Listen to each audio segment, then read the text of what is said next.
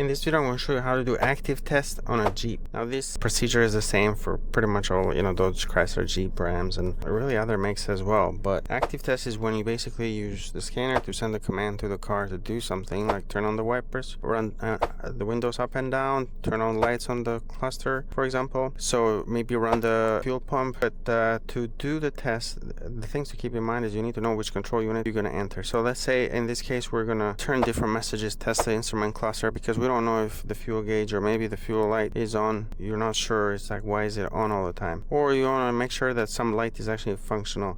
So for example, on this one, you'd go for the instrument cluster stuff. You'll go to the home screen, go to diagnostic, select your make and model, and then go to instrument panel cluster, select that, and then you'd go down to active tests, and then you turn on different warning lights. So let's say ABS warning light. You can see ABS light on there, and then that goes off. I can turn it back on again, off, and then turn it back on. You can see that light came on.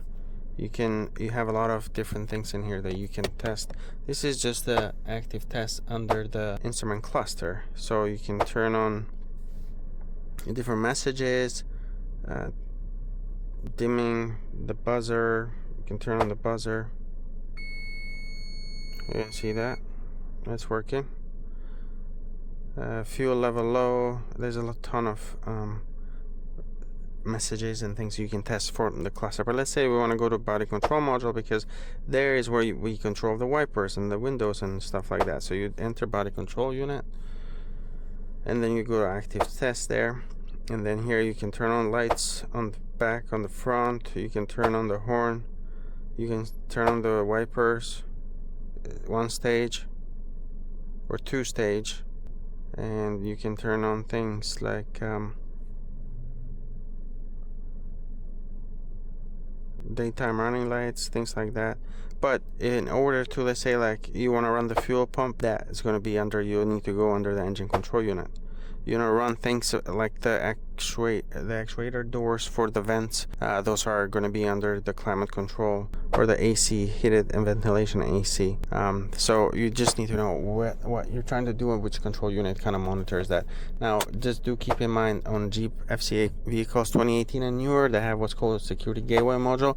So when you do active tests, you need a 12+8 adapter. Locate the security gateway module, because it's like a firewall that doesn't let you send any of these commands back to the car.